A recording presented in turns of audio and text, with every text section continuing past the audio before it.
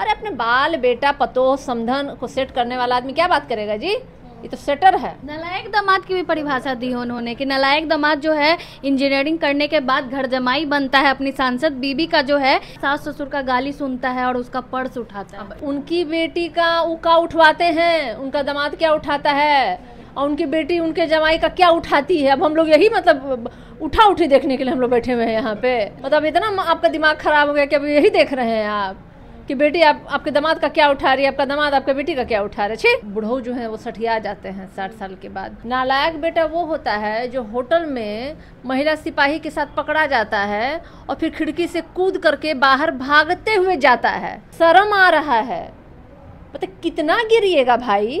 अरे ये सब अपने जात को गाली देते हैं, बाबा साहेब को गाली खिलवाते हैं। जीतन राम मांझी ने एक ट्वीट किया है, उन्होंने बताया है लायक बेटा और नालायक बेटा क्या होता है, लायक दामाद और नालायक दामाद क्या होता है। उन्होंने साफ तौर पे लिखा है कि एक लायक और एक दूसरा नालायक। लायक बेटा अपने दम पर यूनिसेफ में नौकरी करते हुए पढ़ाई करता है, यूजीसी नीट पास करके पीएचडी करता है, फिर बीपीएससी द्वारा आयोजित परीक्षा पास करके विश्वविद्यालय में शिक्षक बन जाता है। अपने बेटे संतोष सुमन के बारे में वो ये बता रहे हैं, साथ ही तेजस्वी यादव के बारे में भी वो बता रहे हैं कि नालायक बेटा वह होता है जो 10वीं पास भी नहीं कर पाता, पिता की कृपा से क्रिकेट खेलता है और जब वहां भी फेल कर जाता है तो वही पिता उस नालायक बेटे को राजनीति में उतार देते हैं और जबरदस्ती उसे दल की कमान सौंप देते हैं। तेजस्वी यादव पे सीधे तौर पे निशाना साधा उन्होंने। हमारे साथ राजद की प्रवक्ता सारिका पासवान जी हैं। सबसे पहले लायक बेटा और नालायक बेटा का परिभाषा दिया है जीतन राम मांझी ने, क्या कुछ कहेंगे? देखिए, उम्र के जिस दौरे चौराहे पे खड़े हैं, मैं तो 4 रास्ते उनके जाते हैं।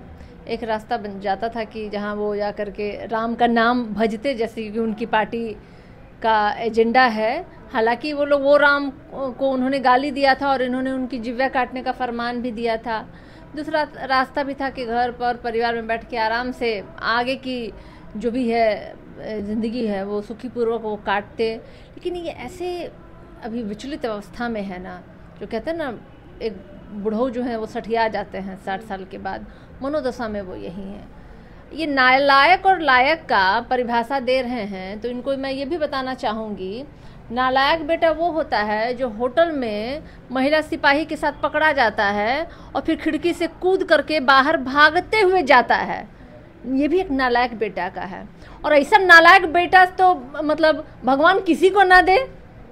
उससे तो बेहतर है वो बेटा जिसने देश के लिए खेला, वो बेटा जिसने बिहार की जनता के लिए, युवाओं के लिए, महिलाओं के लिए और अपने पिताजी की विचारधारा को आगे बढ़ाने का काम किया, वो तेजस्वी यादव। हर कोई नहीं हो सकता है और आपका कम से कम कोई बेटा तो कभी नहीं हो सकता है।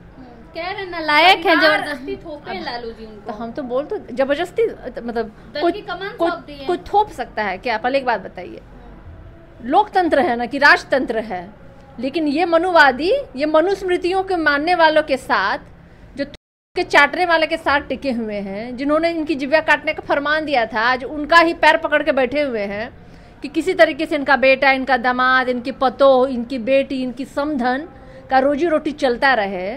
तो ऐसा आदमी लोग की विचारधारा पे तो हमको टिप्पा टिप्पणी करने में लाज लगता है, शर्म आ रहा है। मतलब कितना गिरिएगा भाई, गिर गिर के तो आप यहाँ तक पहुँच गए हैं। तो हमको सच बता रहे हैं हम आपको, बड़ा हमको दया लगता है कि उनकी जो जिस परिस्थिति में वो हैं, कितने लाचार और कितनी बेबसी के उस दोराहे पे वो खड़े हैं जहाँ उनको इस तरह की बात बोलनी पड़ रही है।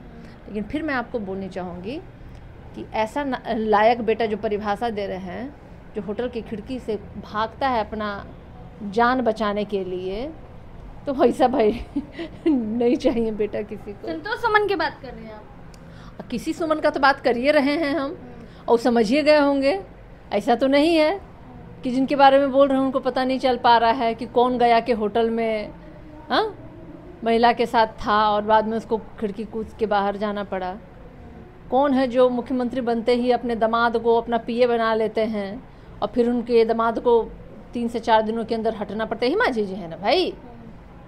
दामाद के बारे में भी उन्होंने लिखा है, लायक दामाद और नालायक दामाद लिखा है उन्होंने कि वैसे ही लायक दामाद अपने समाज का पहला इंजीनियर होता है। कई चुनाव लड़ने, सामाजिक कार्य करने के बाद योग्यता के आधार पर उन्हें कोई ओहदा दिया जाता है। 4 गो बोल रहे हैं, 4 गो हम नट लाते हैं, 4 गो वोल्ट, अगर सही से उनका दामाद लगा दे तो बोलिए, हम मानिए लेंगे। हाँ, कई चुनाव लड़े हैं वो। अच्छा, कहाँ कहाँ से जीते हैं? अच्छा, कहाँ कहाँ से जीते हैं और कौन कौन सा चुनाव लड़े हैं, बताइए ना। हमको तो नहीं जानकारी कि कहीं से आज तक वो जीत करके आए भी हैं। या संतोष सुमन क्या जीते हैं क्या? उनके बेटे जीते तो हैं नहीं। नीतीश जी के रहमो करम पे मुख्यमंत्री बने थे यही जीतन राम मांझी, और नीतीश जी के पीठ पे खंजर भोंकने का काम किया था। भुला गए क्या वो दिन कि कितना मतलब बुरी तरीके से इनको लथाड़ा गया था, लात मार के भगाया गया था। यही आनंद सिंह जो कहा था, क्या कहा था मांझी जी के लिए कि थप्पड़ मारेगा खींच के उसको। भुला गए हैं क्या ये? अरे ये सब अपने जात को गाली देते हैं, बाबा साहेब को गाली खिलवाते हैं। अमित शाह जब अंबेडकर कहेगा जो तो भगवान को प्राप्त कर लेगा, तभी जीतन राम मांझी के मुंह में आवाज नहीं था। हाँ, अरे अपने बाल बेटा पतोह समधन को सेट करने वाला आदमी क्या बात करेगा जी? ये तो सेटर है। नालायक दामाद की भी परिभाषा दी है उन्होंने कि नालायक दामाद जो है इंजीनियरिंग करने के बाद घर जमाई बनता है, अपनी सांसद बीबी का जो है गाली सुनने के बाद सास ससुर का गाली सुनता है और उसका पर्स उठाता है। अब इसी से अंदाजा लगा लीजिए कि कितना घटिया गिरा मानसिकता का आदमी है। हमारे घर का तो कोई जमाई या दामाद जो है वो किसी आयोग में नहीं है, पर्स उठाते हैं। वो उनकी बेटी का उठवाते हैं, उनका दामाद क्या उठाता है और उनकी बेटी उनके जमाई का क्या उठाती है। अब हम लोग यही मतलब उठा उठी देखने के लिए हम लोग बैठे हुए हैं यहाँ पे।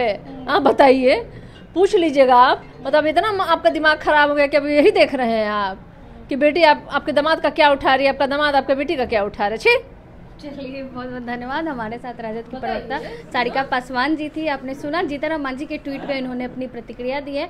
बाकी आप क्या कुछ सोचते हैं अपनी राय कमेंट बॉक्स में जरूर दें। धन्यवाद।